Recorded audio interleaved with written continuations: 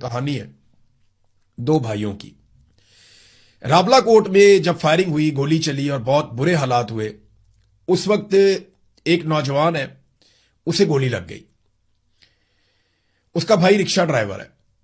मुझे इन दोनों का नाम भी पता है, ज्यादा मैं डिटेल में जाऊंगा तो प्रॉब्लम भी हो जाती है, लेकिन मैं आपको बात बता देता हूं कि एक्चुअली हुआ क्या। और वो बेचारे अभी भी वहां रावलपिंडी में बंद है, अडयाला जेल में।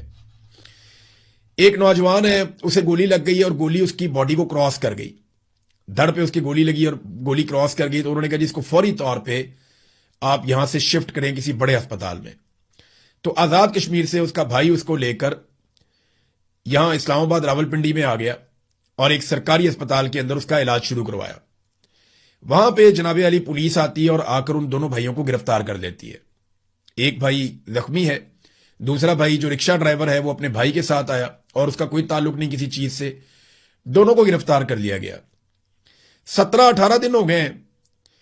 एक भाई जो है वो जेल के अंदर बंद है और उसको शनाख्त परेड में डाला गया कि जनाब शनाख्त परेड हम करेंगे तो हमें पता चलेगा कि तुम किस जुर्म में मुलव्वस हो।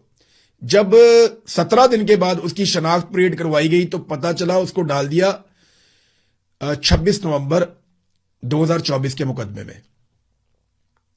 ना उसका कोई ताल्लुक, ना वो कभी उस दिन इस्लामाबाद आया, वो आजाद कश्मीर का रहने वाला। उसको उठाकर 2 साल पुराने एक मुकदमे के अंदर डाल दिया। 1.5-2 साल हो गए। उस मुकदमे में उसको डाल दिया एक भाई को, और दूसरा भाई अभी भी जेल में कैद है और अस्पताल में उसका इलाज हो रहा है। ये इस लेवल का जुल्म पाकिस्तान के